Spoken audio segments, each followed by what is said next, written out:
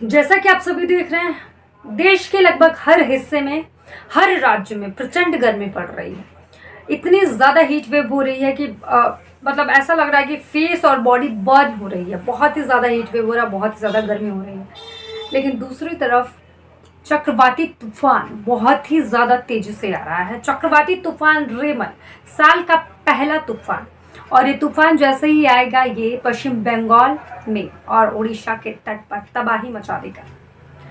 हर तरफ हो सकता है कि पानी पानी ही हो जाए और पश्चिम बंगाल की डूबने तक की नौबत आ जाए। ऐसा मैं नहीं कह रही हूँ, वेदर एक्सपर्ट्स लगातार कह रहे हैं। इस वीडियो में यही जानेंगे रेमल है क्या, नाम कैसे पड़ा, चक्रवाती तूफान का नाम कैसे रखा जाता है, ये तूफान आएगा तो कहाँ कहाँ तबाही मचाएगा। जानना बहुत ज़रूरी है कि रेमल तूफान कहाँ आ रहा है, कहाँ कहाँ ये तबाही मचाने वाला है, कहाँ अपनी छाप छोड़ने वाला है। क्योंकि जैसा कि आप सभी जानते हैं, कोई भी तूफान आता है अपने साथ बवंडर लेकर आता है और हर जगह ही लगभग तबाही का मंजर देखने को मिलता है, चाहे वो कोई सा भी तूफान हो। लास्ट ईयर अम्फान जब आया था, अम्फान ने भी उड़ीसा के तट पर भारी तबाही मचाई थी। कोई भी तूफान वहीं से शुरू होता है और फिर वो शुरू होकर जब देश के अलग अलग राज्यों में घूमता है और गुजरात के तट से टकराता है तो उसका असर लगभग हर जगह ही देखने को मिलता है।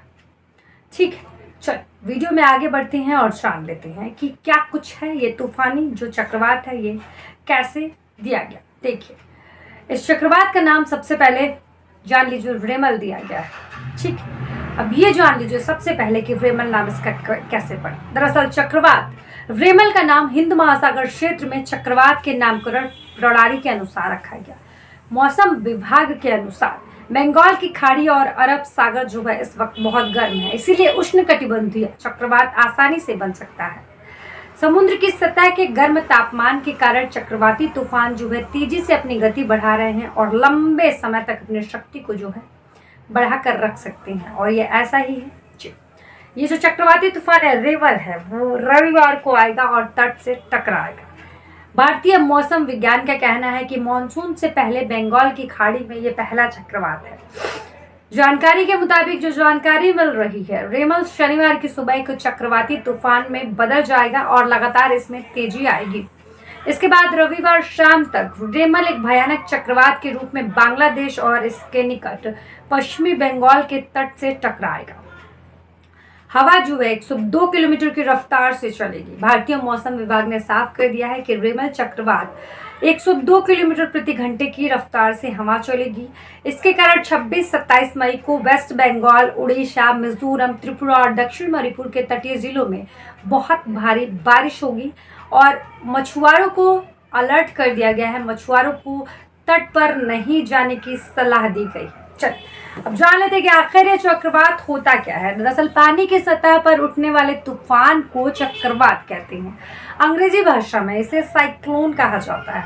चक्रवात निम्न वायुदाब के केंद्र में होता है। आसान शब्दों में कहें तो चक्रवात तेजी से चक्राकार घूमती हुई हवा होती है। उत्तरी गोलार्ध में एंटी क्लॉकवाइज और दक्षिणी गोलार्ध में ये क्लॉकवाइज घूमती है। अक्सर ऐसे जो तूफान होते हैं ना, वो तटीय राज्यों में देखने को मिलते हैं और जो ये तूफान होते हैं वो भीषण तबाही मचाते हैं। हाल ही में बंगाल की खाड़ी में आपने देखा होगा, वहां पर चक्रवात रेमल के आने की जो है जानकारी दी गई है। कहा गया है कि रविवार को जो है ये रेमल पश्चिम बंगाल के तट से टकराएगा, तेज हवाएं चलेंगी और भारी बारिश होगी। रेमल नाम कैसे पड़ा वो तो मैंने आपको बता दिया। ये चक्रवातों के नाम आखिर रखे कैसे जाते हैं, ये अक्सर करके एक सवाल पूछा जाता है। तो हर साल किसी न किसी चक्रवात के बारे में आप सुनते ही हैं। हर साल किसी न किसी चक्रवात का नाम रखा जाता है, जैसे अम्फान हो गया, कटरीना हो गया और बहुत सारे ऐसे चक्रवात हैं।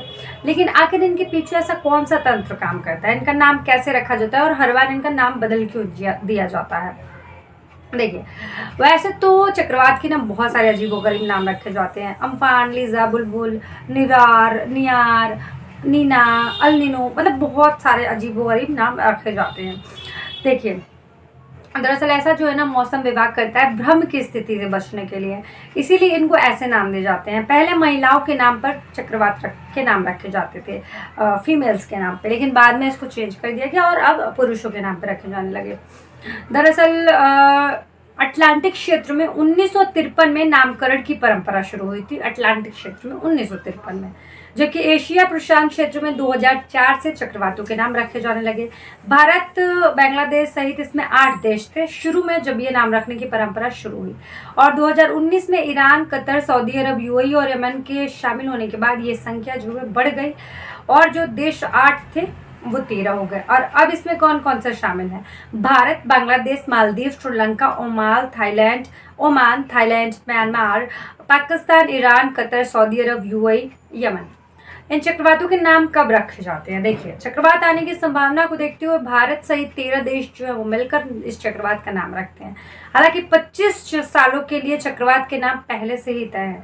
आने वाले 25 सालों में कितने चक्रवात आएंगे, कौन कौन से आएंगे, उनके नाम पहले ही तय करके रख दिए गए हैं।